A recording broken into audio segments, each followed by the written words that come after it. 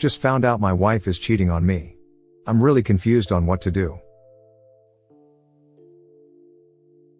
My wife and I have been together for nearly 10 years. We've been married 5 years and have 2 beautiful girls, 5 and 7 yo. I make a great living, 6 figures in IT engineering. Enough so my wife does not have to work. We have a 6-bedroom house with a yard and swing set in the back.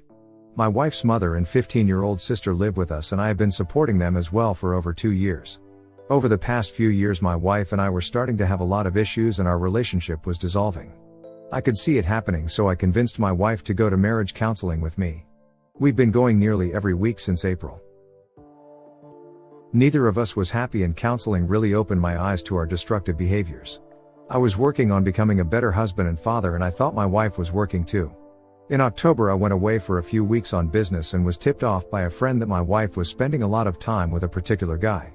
I had met this guy once in the past and was told he was a friend of my wife's friends, and that was about it. Needless to say, I was on the next flight back home. That night when my wife picked me up from the airport, she seemed distant and unexcited to see me. I had not said anything to her as to why I really had come back. Just that I had missed her and the kids. When we got home she immediately went to bed. I stayed up for a little while and when she was asleep I grabbed her phone. FYI. When your spouse starts keeping their phone on them all the time, even when they are sleeping or in the shower, they are hiding something. I found the guy's name and pulled up the text messages. She had erased them all. A quick glance at the cell phone record showed over 20 text messages to him a day. I woke her up and asked her to explain this. She denied everything. Said they were just friends and she deleted them because she knew I would take it the wrong way. My suspicions grow larger every day and I begin closely monitoring her cell phone records. It grows too much for me to bear and I tell her that she needs to stop all communication with him. I even confront the guy, civilly, at his home and ask him to respectfully stop talking to my wife. He agrees to stop. My wife begins to hold resentment towards me because she feels I have broken up this perfectly acceptable friendship she has with him. She does, however, seem to stop texting and talking to the guy. I do, however, notice a sudden surge in her data usage from the phone, which I identified as Facebook messaging. She clings to her phone ever closer now and constantly denies any communication with the guy. I begin feeling paranoid and decide to put it behind me and focus on being a better husband and father. I start listening, helping more with the kids, being more involved with their daily activities, not stressing as much about money and other minor issues. I start doing my own laundry and the kids just to help out. I start trying to be involved with what's important to her and what she's passionate about. She loves horses. I bought her a horse a few years back and I help her try to find a job in the industry so she can get out more and have self-worth. It's now January 15th and we go out for big dinner to celebrate her brother's birthday.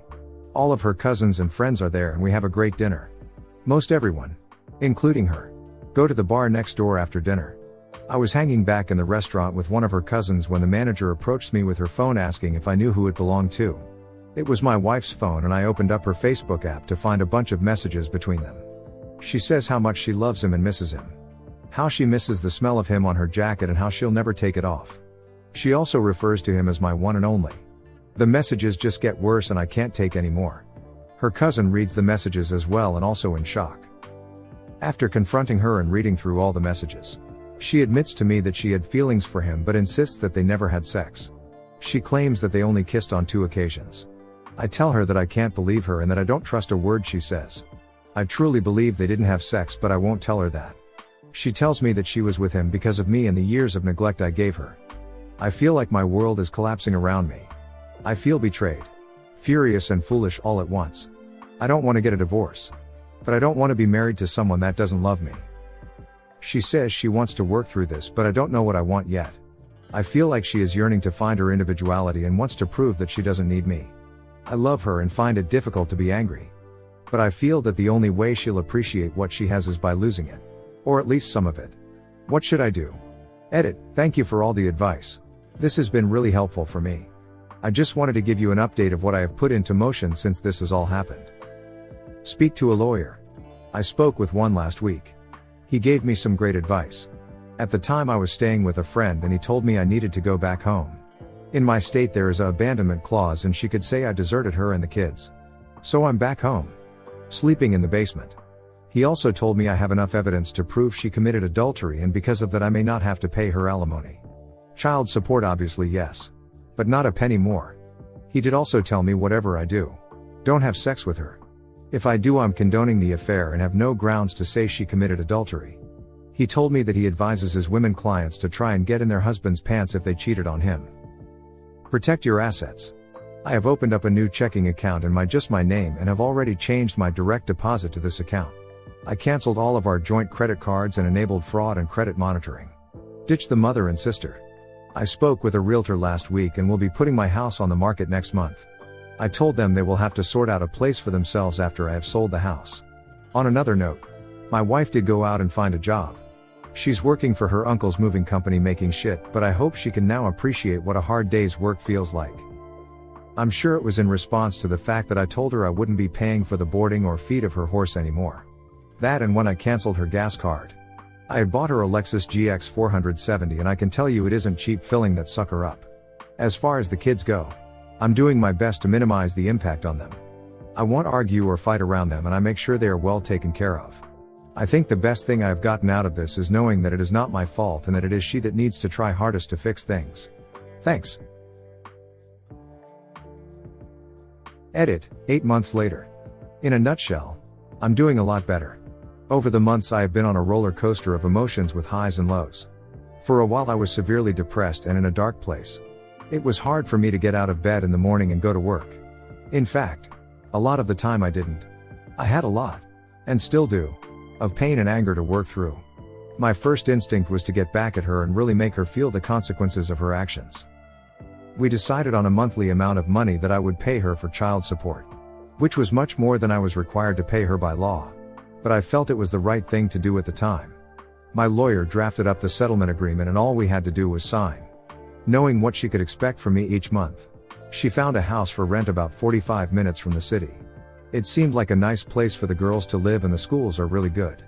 I knew she couldn't afford such a nice place closer to town, so I thought it would be good. Part of the settlement agreement was that a non-related member of the opposite sex could not spend the night while the children were present. i.e., she can't have her boyfriend sleeping over when the kids were there. This also applied to me. No chick spending the night when the kids are with me. Now this provision of the settlement agreement is actually quite common and endorsed by our state. Needless to say, within the first week of her moving into her new place and before we had a chance to sign the settlement agreement, she had this dickhead sleeping over several nights a week. The kicker is, she tried to have the kids lie about it to me. This really pissed me off. I had my lawyer revoke the settlement offer and I told her the new deal was I would give her nothing. Ask for everything and only pay the child support as obligated by the state. Not a penny more. She still doesn't have a job. She says she's looking. But to be honest, I don't care. It's her problem now. Not mine. I started doing CrossFit and have completely transformed myself. It has really helped me through this. I'm in the best shape of my life. I feel amazing and am brimming with confidence. Me now. I met a new girl who is amazing. I think I like her so much because she is the polar opposite of my ex. She is smart, extremely successful, beautiful, has ambitions, and we get along great. I'm not diving right back into another relationship. I made that perfectly clear with her from the get-go. And she completely understands what it is we have and is okay with it. Meeting the new girl was really the turning point for me. I now had a friend who I could talk to, spend time with, comfort me and be intimate with. It lifted my spirits and changed my general mood. I was starting to become happy again. And since then things have only got better. I was able to let go of a lot of the anger I had towards my ex. My ex and I actually get along really well now. We talk regularly and always put the kids first. I may hate what she did to me and I will never forget that.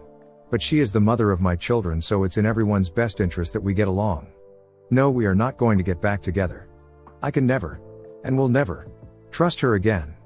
But we can be friends and get along. There are certainly things that I will not get over. The son of a bitch who she cheated on me with is one of them. As I told her, I will never accept him or even acknowledge his existence. It would be best, especially for him, if I never saw him again. There is more if anyone is at all interested. I posted this latest follow-up because someone was curious how things were going. I also just wanted to say thank you to everyone here who provided me with such good advice and support. And if you are going through this yourself, I'm sorry. But be strong. You will get through this.